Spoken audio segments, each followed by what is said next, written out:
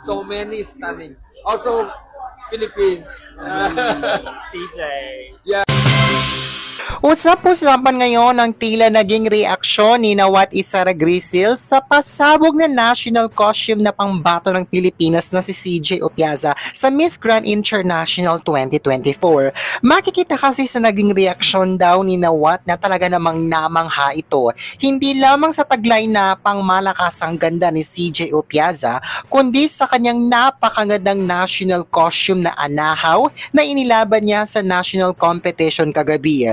Ayon pa nga sa ilang mga pageant fans na nakapanood, ito na raw ang pinakamagandang national costume na isinuot ng isang kandidata na lumaban sa Miss Grand International. Kaya naman makikita na nakunan pa ng larawan at video si Nawat Isara Grisil na titig kay CJ Opiaza dahil hindi nito napigilang mamangha sa ganda ng national costume na isinuot niya.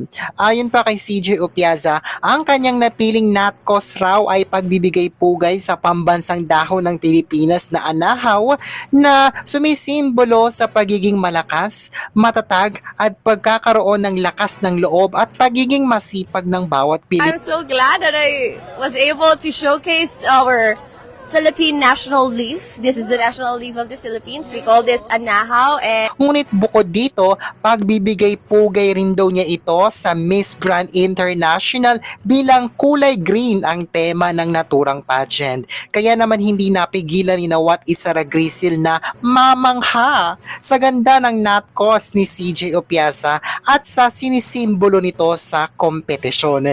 Ibinunyag pa nga ni Nawat Isara Grisil na isa raw ngayon si CJ Opiaza sa gustong-gusto niya na mga kandidata sa Miss Grand International 2024. So many stunning. Also, Philippines. CJ. Pinasalamatan naman ni CJ si Patrick I. Sorena na siyang nagdisenyo at lumikha ng kanyang napakagandang national costume. I'm just so happy. Thank you so much, Sir Patrick Isorena, for making such a beautiful creation. I love you so much. To all the Filipinos, I hope I made you all proud. Mwah, mwah, mwah. Dagdag pa nga rito ni CJ, sana raw ay naging proud ang mga Pinoy sa kanyang naging performance sa National Costume Competition. Sa pagtatapos nga ng NatCos competition kagabi, ay nakatakda namang maganap ang preliminary competition ngayong darating na October 22 na yan. At sa October 25 naman ang Grand Coronation.